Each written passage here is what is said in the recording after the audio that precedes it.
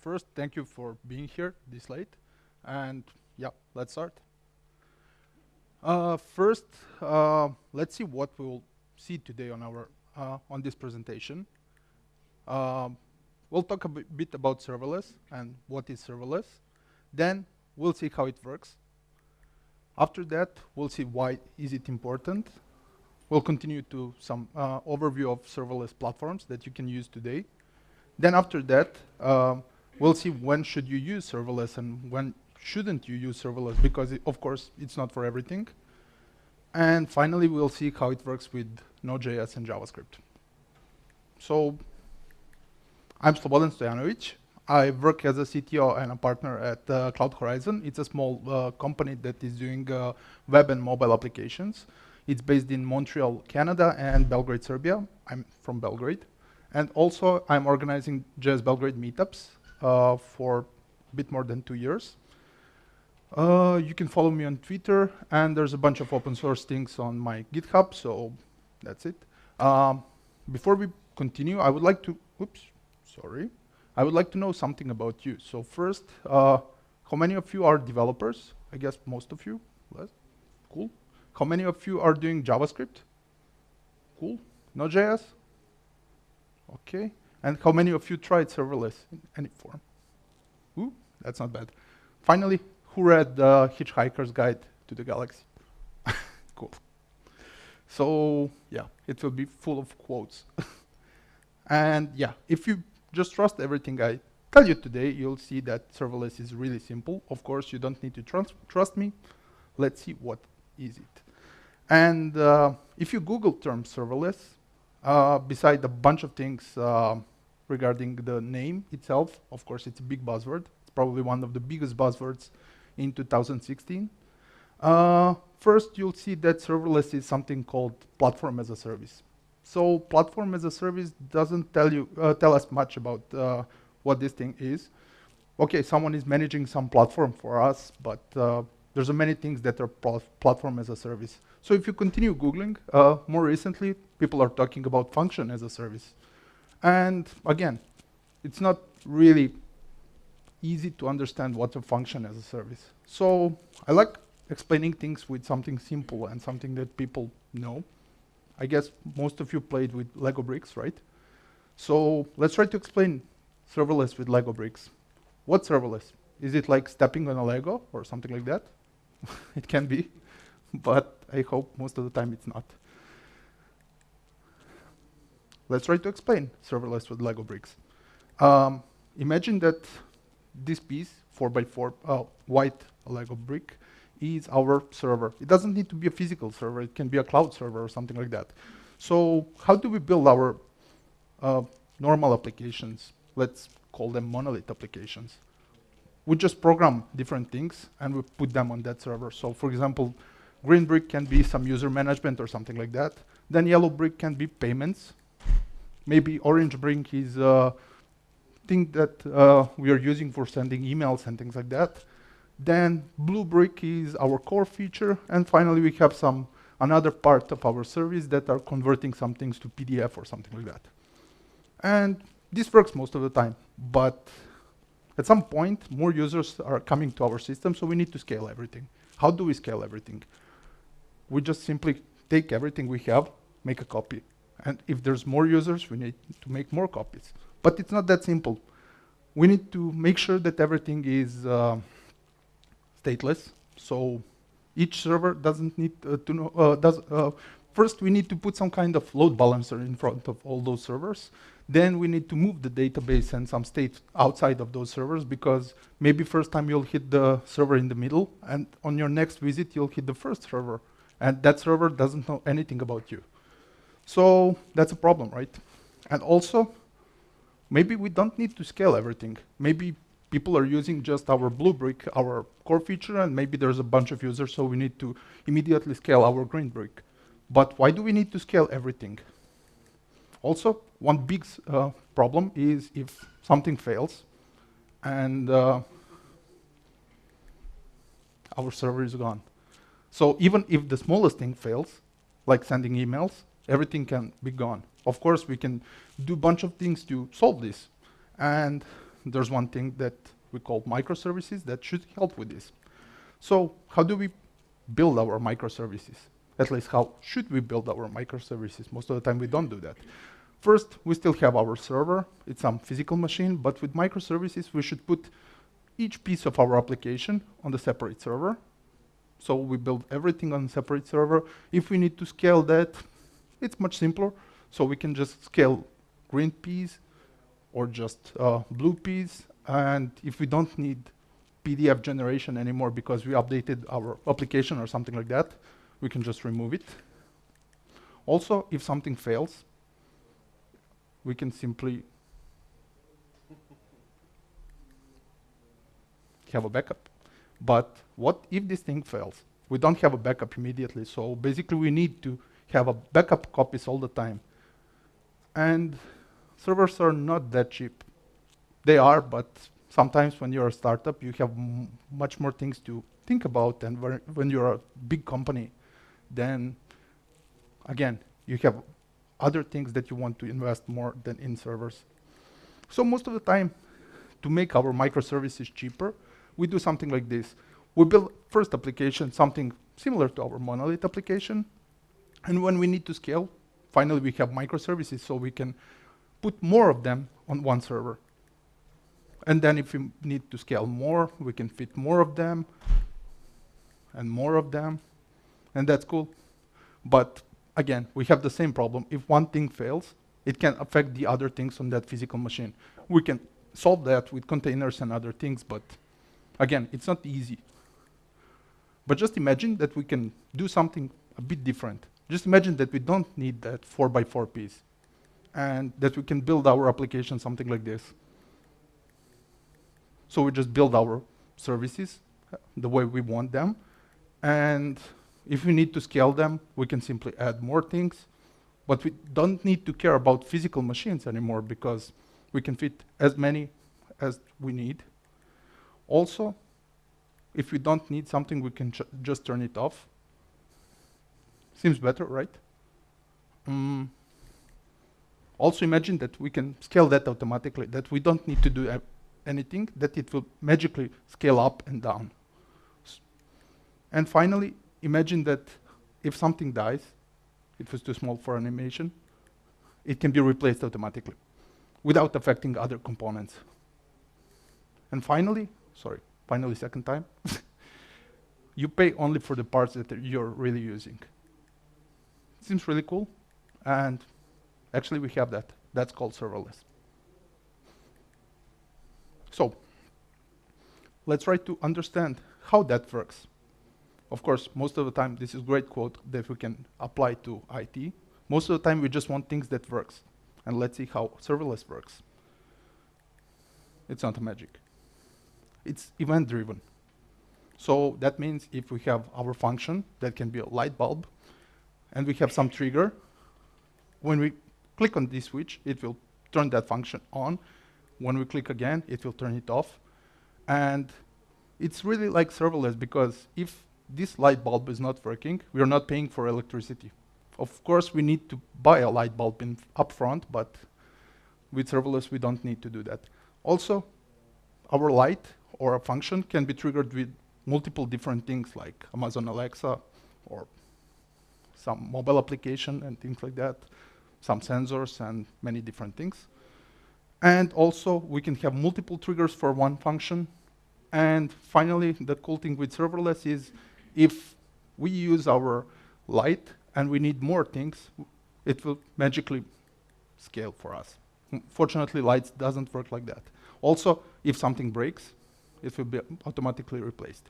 So in this case, light bulb is our function.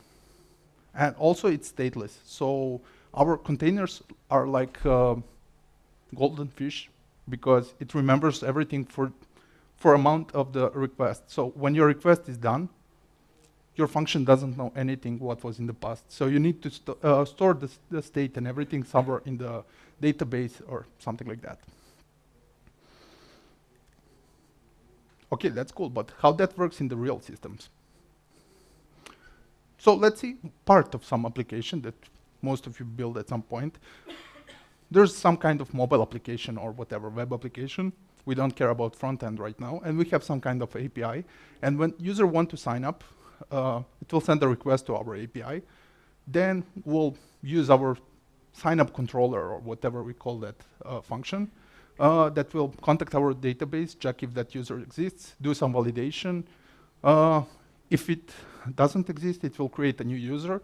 Then we want to send an email as a welcome email. And if we want to be as cheap as we can, we'll just use one service without any queues and things like that. And after email is sent, everything will be returned through our API. Most of the time, we have enough money for some kind of queue or something like that. But the problem with this thing, if we don't have a queue, is if something breaks, and that thing is not a really important feature of our web API. For example, if email wasn't sent, that will block everything, and it will return an error to our user. So when user tries to sign up again with the same email, he'll have another error because now he exists in the database and things like that. And if we go to serverless, it will be almost similar, but we don't have a server anymore. So we have, this is the example how you can do that in AWS Lambda. You can do that in other platforms the similar way. So we have some kind of API gateway. That's our API. It sends something to our sign-up function. That sign-up function will write something in the database or and do validation and things like that. And what that user is saved will just return the confirmation to that user. But also, database will trigger our second Lambda function, or the same one, it's up to you, that will just use some third-party service to send a welcome email. So if this part with email doesn't work for some reason, it will not affect the sign-up, which is much more important. And again, we can do some kind of a queue and things like that to ensure that email will be sent. We even don't need a queue. Lambda has something that is called dead letter queue built in. So we can tell Lambda to retry until it managed to send something. So seems simple, right? I mentioned those triggers, some things that can wake up our function because we're not able to access directly to our function. It's isolated. So there's a bunch of things we can use to access that function. And let's see some of them. HTTP requests, if we want to build an API. Then we can use files. So when you upload some file or do something like that, our function can be triggered and do something with that file and then turn off. Then some kind of notification. In AWS world, that's called Simple Notification Service, SNS. Sorry? Yeah, you can upload to S3. Yeah, it can trigger Lambda, or when you change file or something like that. So you can basically have a form. When you upload something, some file, it can trigger your Lambda that will process that file, crop it or something like that. Email, you can use a simple email service that will just, when you receive some email, do something with that. Some kind of stream, so you can process the data from some kind of stream. And there's many other things. All of the platforms have something similar to this. Maybe not all of them has exactly the same things, but there's many things that can trigger AWS Lambda. And of course, there's a really important question. And that's the question why this is important at all. Because we already had microservices for a long time, right? And we have cloud, so servers are cheaper. You can do many things with Docker or something like that. So let's see why microservices, why serverless is important, and let's see why is it important for you. First, there's this thing. So it costs less. It brings a different kind of pricing because you're not paying upfront for anything. You're just you don't need to reserve the server and things like that anymore. And that doesn't seem that important, but there's one article that explains that really, really well. It's written by my friend Goiko, and he's really good. So if you want more resources for serverless, I would suggest you to follow him. So the thing with this is that most of the time, it's really hard to sell the right architecture to our clients or our boss or someone else that is managing financial things, because you're starting building some application and you need a bunch of servers to do microservices, and you also need someone to manage those servers and things like that. With serverless, it will not cost them anything in the beginning. It will be free, and when you scale, they'll pay just for the traffic that they have. So it's really easy for us as a developers to sell that to business persons, and to start with the right architecture. Also, it pushes us to build the right architecture, because if you build your application on, with some wrong premises and things like that, it will cost you more. It will work the best if your functions are really fast and really small. So this is the first thing that is allowing us to do true microservices, or sometimes even, even nano services, because your functions can be even smaller, because you don't care about the size of the server anymore, because you don't need to pay for the server for some time. It costs you the same if you have a function that will just do one small thing, or you have a full API on one serverless, in one serverless function. Also, there's automatic scaling, which is cool, but even more cool is automatic failover. So if something fails, it will spin up another Lambda function or Azure function that will continue working. If some request fails, it will not affect anything else. And finally, we can focus on our business logic. We don't need to do any configuration, because we're not able to do any configuration. And we'll see why. So first, let's see how can we build anything with serverless today. There's a bunch of platforms, and three most important ones are AWS, which started first in 2014. Then Microsoft Azure joined, and there was a great talk about Azure functions today. Hope you saw it. Also, Google is in the game now with Google Cloud Functions. And that's not all. There's IBM with OpenWhisk, and Web Tasks. I hate this. And my talk today will focus on AWS, not because I'm working at the AWS or anything like that. It's just that I'm using that most of the time, and it works really good for me. But you can try any of other things. And on AWS, we have something that is called AWS LAMBDA. That's a serverless containers on AWS. And they're really, really cheap. They cost just 20 cents per million requests. One request is when you hit your API once or something like that. They're calculating the cost per 100 milliseconds. So if your API requests needs 1 second to execute, it will be 10 requests. So 10 times more, but again, it's for 20 cents, you'll get 100,000 requests, which is really, really good. Also, first million requests each month are free. So you don't pay for first million requests, which is really enough to build something cool. Also, you pay by traffic, but you have a bunch of traffic for free. So this is more important if you're processing some big files and things like that. If you're doing just the API, you will never hit this number. So how Lambda works.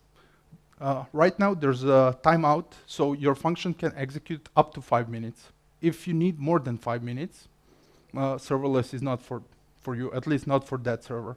So you don't have server that is running all the time in the background. It will be triggered by some event, and it can run up to 300 seconds, which is really enough, because if user needs to wait more than 5 minutes, then you have a really special situation, or you're doing something wrong. Then you saw that that you're paying by traffic. That means if you need more memory, you can go up to 1.5 gigabytes of memory if you need to process more things. And that's good if you need to process some files and things like that.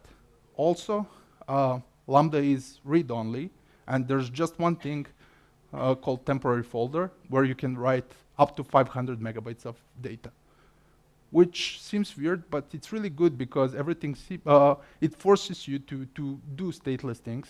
And we'll see later that this has a really good impact on security. Also, right now, AWS is increasing this number all the time, but right now, without any configuration, you can spin up to 1,000 lambdas at the same time. Actually, you're not able to do that, but if you have up to 1,000 users at the same second, they will allow you to have up to 1,000 lambdas that are processing everything. And if you need more, you just need to write to support, and they will increase that limit to a few thousand of users, which is really great. So you don't need to scale or do anything to support 1,000 requests at the same second, actually at the same moment. So this is great, but what programming languages do you need to use to be able to use serverless? That depends on a platform. And on AWS Lambda, you can use, of course, Node.js, because we'll talk about that today. You can also use Python, which can work really good. Java, if you need some processing. But they also added the C#. You can also execute any kind of shell script, and basically anything that Linux can execute. So if you have some executable file, if you upload it with your code, you'll be able to trigger it. There was a question how to trigger that. I'm using Node.js to trigger that with, in a subprocess. So it depends on the language that you're using.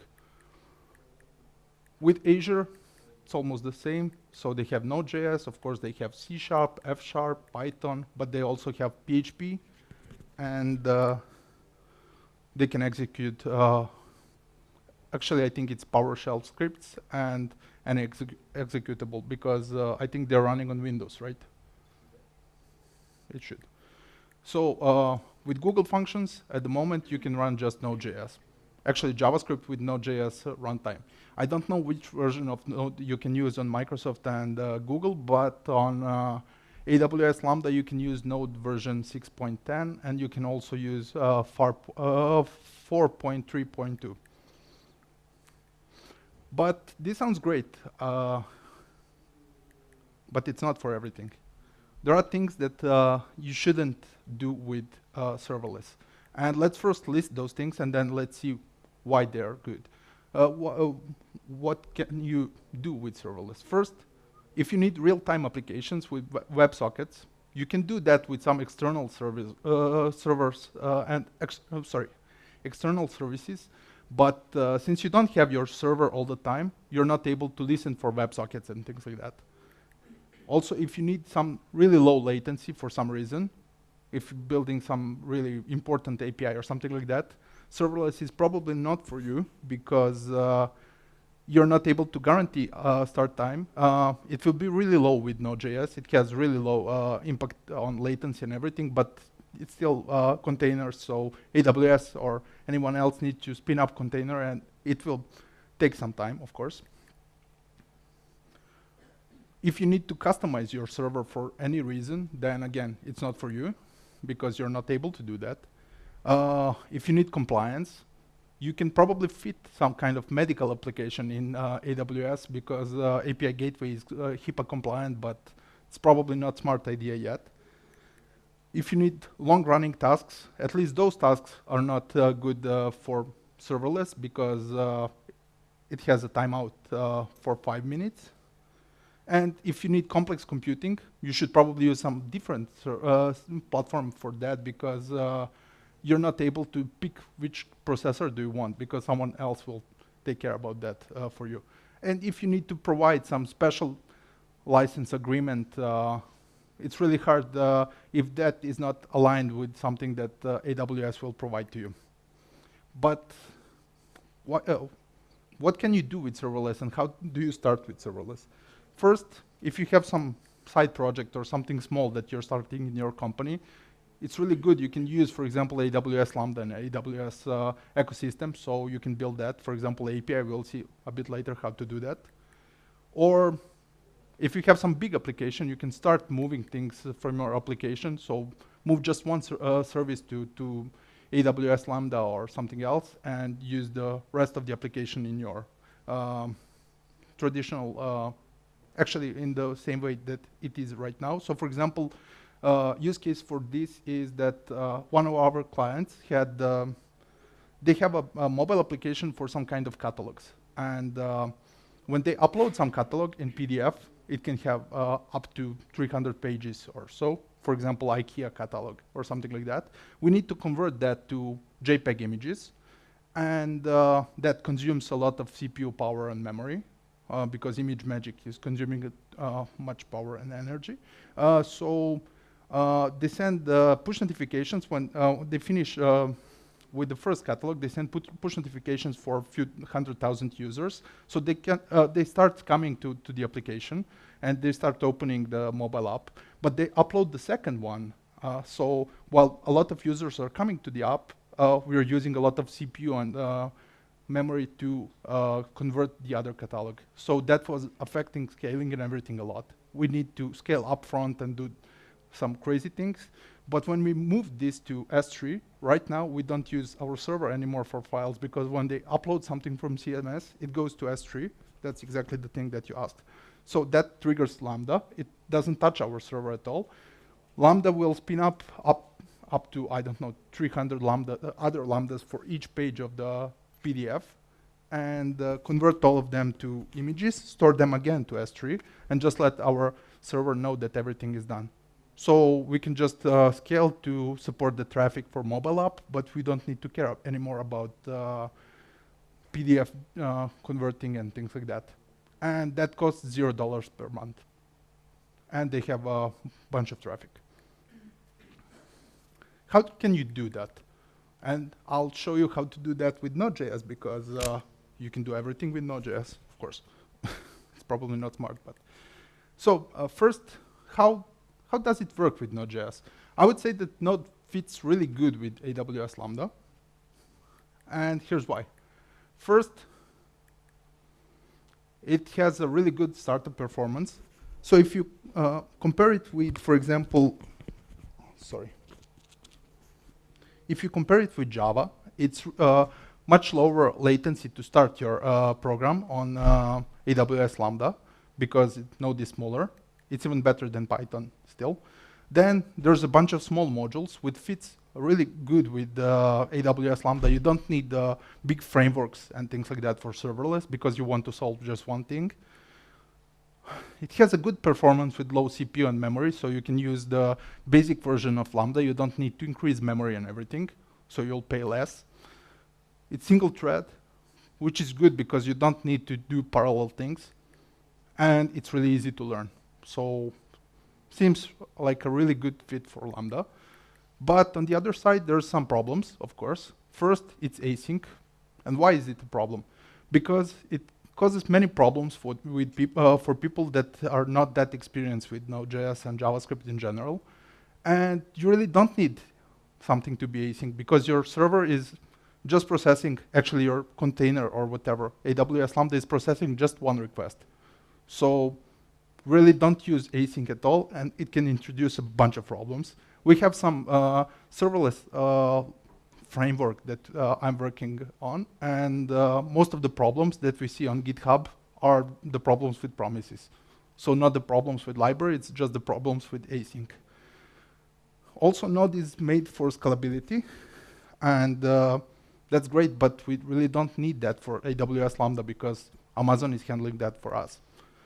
Modules are small, but it's really easy to get really big Node module size. Just check the size of Node modules file for any project. You'll see that it can be really, really large. And Node is really easy to learn, but it's really easy to fuck up. So you can do many weird things with it. So yeah, there can be a bunch of problems. And how do you write a serverless function with Node? This hello world from AWS. I don't like hello world that much, but let's see it. It's basically just the handler that we need to export, and it will just get event, some context that will give you information about your Lambda, and some callback that will allow us to return something back. And if we want to return some JSON that is just hello world, we'll do that. First, we'll return null as an error, so there's no error. And as a second parameter, we'll just return that JSON file. It's really simple, right? But if you want to deploy that, there's a few steps that you need to do. First, you need to create your Lambda function. You can do that through command line tools, or you can use UI for that and things like that. Then you need to zip all of your code and to upload it as a zip file. Then you need to create something called API gateway and to define your API, because you want to be able to trigger this through HTTP. Then you need to tell AWS that you want that API gateway to trigger that Lambda function. Also, you need to set permissions, and there's a bunch of things you need to do, and you need more than 10 minutes just to read all those things. Fortunately, there are some frameworks, not real frameworks, but more libraries that will allow you to play with serverless much faster and much easier. First one, and probably most popular, not probably, but the most popular one, is called Serverless Framework. Second one, it's Cloudia.js. That's the one that I'm involved with, and you'll see how it works. There's also one that is called Apex. First one is allowing you to deploy applications on a few different things. They support AWS, and I think they support Microsoft Azure now, and I think they're working on Google Cloud Functions. Cloudia is working just for AWS and just for Node.js. Apex is allowing you to work on AWS, but it allows you to deploy Node.js and Golang. So let's talk a bit about Cloudia.js. And it's not small anymore. It has more than 65,000 downloads, and there's a bunch of things it can do. So some of those are building microservices, building APIs. Also, we are supporting building chatbots for 10 different platforms. So you can build a chatbot and deploy it to Messenger, Telegram, Viber, and a bunch of other things. Main characteristics of Cloudia are that you can deploy and update with a single command. That's fixing the first problem with the deployment that we saw. You just need to use standard NPM modules. There's no magic, no boilerplate. With serverless framework, you need to follow some rules to be able to deploy some things, but with Cloudia, it's really simple. If you're using promises, everything will just work. It's easy to manage multiple versions, so you can go back and things like that. And it should be really, really simple and quick to start with it. And since I mentioned that, let's see how quick can we start with Cloudia. Of course, first time we need to do some things like installing Cloudia, getting it from NPM. Then we need to set up credentials, just one file, and it's not that hard. There's a guide how to do that on AWS website and of course on Cloudia website. So if you want to build a simple API, we'll just create a Cloudia API folder and enter it. Then we'll create an empty NPM file, package. So we have package.json that will allow us to install things like Cloudia API Builder and save it. So we have that as a dependency. And also we have another library to make it just a bit more fun, because I don't like Hello World that much. And that's it. That's everything you need to start. After that, we can create our file called, for example, API.js, and it's a standard Node file. So we require the API builder that we downloaded. We need to make an instance of it because it's a class. Then we require that other library that will just give us random excuses. And if you worked with Express or something like that, this thing is probably, you know this thing because it's just defining some routes for our API. So we can define just /route, and we can simply return some excuse. That's it. At the end, we just need to export that because Cloudia will fit everything between response and request. So it's like a middleware. Then if we want to deploy that, we need to run Cloudia create. We need to provide which region do we want. In this case, we'll use the EU Central one, which is Germany, closest to Poland. And we'll tell Cloudia that we want API and that it is called API.js. We don't just need to use the extension, but that API at the end will tell Cloudia to use API.js as a starting file. After maybe a minute or so, we'll have something like this. And since this URL is too long, I just shorten it. And if you try it, you'll see something like this. If anyone wants to try, you can. So it will just give you a bunch of different excuses. That's it. you have the first API built with Cloudia in just a few minutes. So, yeah, that's your URL that you're getting automatically. Yes. Yes. Yeah, it's latest at the end. So by default, you get the latest stage, but you have all different stages. Of course, you can use custom domain if you set the custom domain to API gateway, or you can use CloudFront and things like that. So, what's the easiest way to learn serverless? It's probably to start playing with it. There's a lot of resources all over the internet, and the funniest way to learn serverless is probably to try this. It's called Serverless Camp, and we've made a simple game. So the point is that two teams are building two different cloud functions, and those cloud functions are running those small tanks. So you can answer with go forward, go backward, turn left, turn right, and shoot. So we have a workshop for that from time to time, and if anyone wants to host that workshop, you can go to a website. It's open source, so it's really cool. It's called serverless.camp. It's really easy to remember. We had that workshop so far at in Belgrade, Serbia, in London, in Barcelona, and in Zagreb, Croatia. And we'll probably have a few more. Fortunately, we don't have it today. So, since we have enough time, let me show you how to build a small serverless API and to show you that it's really, really fast and easy. Let's just do the things that you saw a few minutes ago. First, do you all see everything on the screen? Let's go. I hate this microphone, sorry. First, I'll just create the folder called Code Europe API, for example, and I'll just enter it.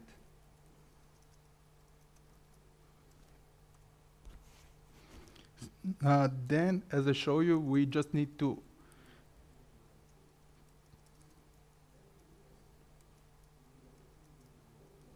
create our empty npm file. Now, we can simply install the things that we have. I already have Cloudia, so we just need to install Cloudia API Builder. It should be really fast because, okay, it is. We're trying to build as small modules as we can because if you build a big module, it's really, you need to wait more to deploy something. Then we need to create our API file. I'll call it again API.js. And finally, I just want to copy the file that I already have, and it's a list of quotes from Hitchhiker's Guide Through the Galaxy, and it should be in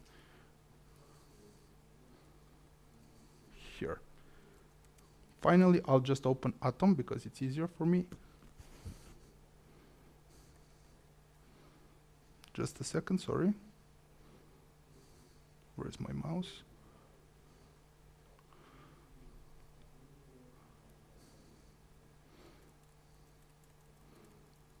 Should be big enough. So, it's a standard node module, so you can do something like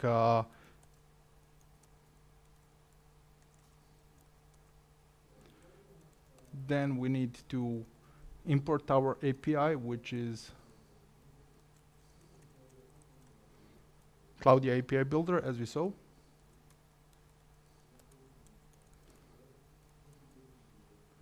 Initialize it.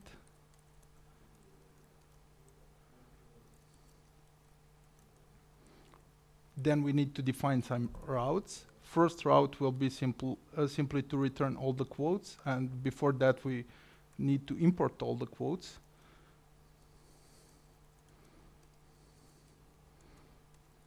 Since it's just a simple JSON file, we can just do this. And we want to just return all the quotes. Who's using ES6? Who knows the syntax? So yeah, for those who doesn't know, this is simple a function, and it returns this quote variable. And finally, we just want to do module exports API. That's it. And if we go back, sorry. If we go back to my console and clean it up, I can run Claudia. So we want to create a new function. To set a region, region will be EU Central 1. And then we need to tell Claudia which file to use. And if I didn't fuck up anything, it should be ready in a second. First, it will create the roles for you. Actually, first, there's a validation step. So if you have a syntax error or something like that, it will help you not to deploy that, because it's easier to debug that way. Then it will just set up the roles and everything for you. It will upload the code, and finally, it will just set up API gateway for you. And finally, you have your URL. So if I simply open this URL,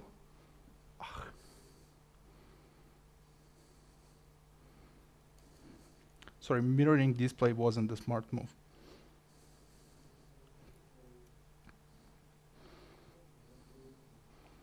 But if I load this URL, I just pasted it here. You'll see all the quotes. So we have API that is live. And if you want to try, I can shorten the URL because it's too long for you to type. But basically, that's it. That's enough to deploy your first cloud function that will be online, so everyone can use it. And of course, if you want to do things like parameters and things like that, it's easy to now just do something like this. I will not redeploy everything all the time, but you can, for example, do API get, then do, for example, ID, then you have request here, and you can use that to filter your quotes and get just that one. And you're doing that by using request.path param. So it should be something like this.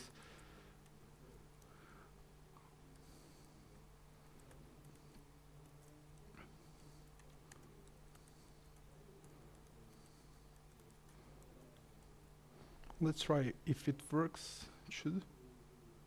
If you want to update your function, it's simply Claudia update, and you wait a few seconds. Okay, it's ready. So basically, now when I do something like 42, it should. Oops, I fucked up something, but yeah, that's the way you can do that. Maybe I fucked up this. Oh, yeah, sure. Sorry. Sorry for this.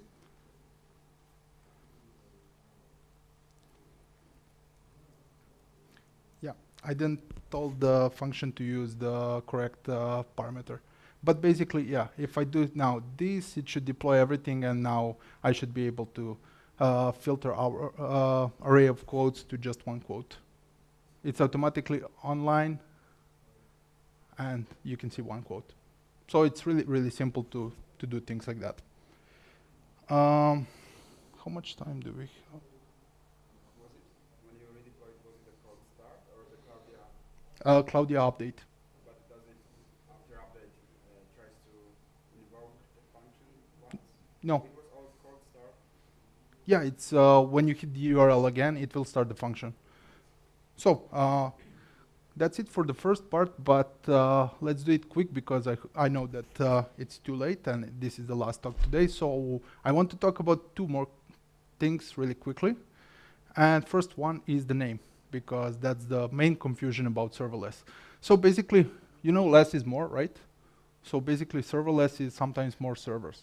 And there's a bunch of confusion with the name, but basically it's still a platform as a service, as this tweet tells. Sometimes it's really necessary just to change the name to become a buzzword or something like that. So in 2011, we had a platform as a service. Then we had a cloud, which was a buzzword. And after that, we just changed the name of the first thing to serverless. Term serverless is from 2012, and this is probably the first article that mentioned it. Then in 2014, AWS released LAMBDA, so a few more people started using the term. Then in 2015, they released API Gateway, so many more people started using term serverless and to describe function as a service. Then there was an article called Servers Are Dead, which was a bit too much. Then JavaScript AWS became serverless framework, and then we have a buzzword that is really globally. And there was even an article, actually a quote from Paul Johnson that said serverless, we should call serverless Jeff because it's just the name. It doesn't matter because it's more important to understand the technology, not just the name. And this is a quote from my friend Gojko, and it's a really great quote. So serverless is the same for servers as Wi-Fi is for wires, because they're still wires, but you don't see them and you don't interact with them anymore. Now serverless is everywhere, and a bunch of companies are using it, including Netflix, even Coca-Cola, and a bunch of other companies. Of course, not everyone is still using serverless, but I think it will be really important in the next few years, because it will allow us to build applications faster and just to focus on things that we want to deliver, not on infrastructure and everything. And the second thing I would like to address really fast is it secure? And I would say it is, and let's see why. First, I'll talk about AWS Lambda, but I'm pretty sure that the same things applies to every other platform. First, your server doesn't exist all the time. It exists only for a few hundred milliseconds. It's really hard to hack something that exists for that short span of time. After that, it's read-only. I mentioned that. It's really important here because the only part of the server where you can write something is temporary folder, and on the next request, you don't have that anymore. So even if you manage to add some malicious code or something like that, it will exist only for one request. Then there's no dedicated server, so even if you manage to do something that will not be cleaned up, you will not get the same container next time or something like that. Also, everything is sandboxed, so if you do something to one Lambda function, it will not affect the other Lambda functions that AWS is serving on the same machine. There's no configuration, so one thing less to fuck up. It's hard to, you're not configuring server, so you're not able to do something wrong there. And it's doing auto-scaling and things like that, so again, it's really hard to do anything there. And of course, it's part of AWS ecosystem, so AWS is protecting us with some things, of course. But there are some problems, and the problems is bad code, for example. If you write your serverless functions really in a bad way, this architecture will not help you to have more stable system and things like that. If you set your permissions in a bad way, someone will be able to use those permissions to do something with your code. Claudia is trying to set some sane defaults, but of course you can change all those things. There are a bunch of third-party libraries that you're using most of the time. For example, for Node, you're using Node modules. There can be something in some Node module, so you can deploy that with your code, but that's a problem that you have with any Node application. Also, AWS Lambda is just one building block of serverless. So even S3 is in some way serverless because it's fully managed. And if you want to store some state or something like that, you need to use some kind of database. If you use SQL database, any kind of SQL database, you still need to care about SQL injections and things like that. So you need to care about the security of other building blocks in your application. Also, you need to care how do you store your keys and secrets. Right now, AWS Lambda has encryption for that and things like that, but in previous versions, you were only able to store keys on API Gateway. So if you have an application that is triggered by S3 or something like that, you wasn't able to store keys.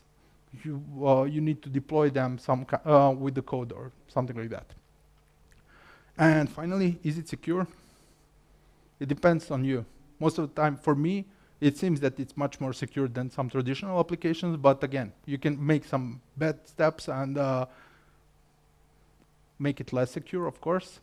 And there are problems with it, but for me, it's the better set of problems because for me, it's much easier to deal with those problems than to deal with some server configuration and things like that. Finally, let's do a quick summary of the talk. Serverless is event-driven, auto-scaling, and auto-failover platform that allows you to run some functions, and you can write functions in different languages.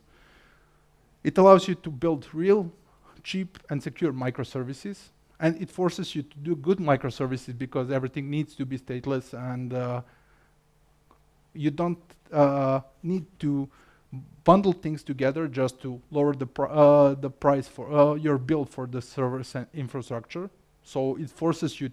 It's first time in the history that some architecture is forcing us to write a good code. Most of the time, everything just we were talking about writing good code, but at the end we didn't have enough time to do that, and everything was much more expensive. So we ended up with some monolith applications and things like that. This time, architecture is pushing you to write better code. Then you can use bunch of platforms and bunch of languages to develop applications today. And cool thing that all of them allows you to start playing with it without paying anything. So it's free for some amount of requests. For both AWS and Azure, you can use up to 1 million requests each month.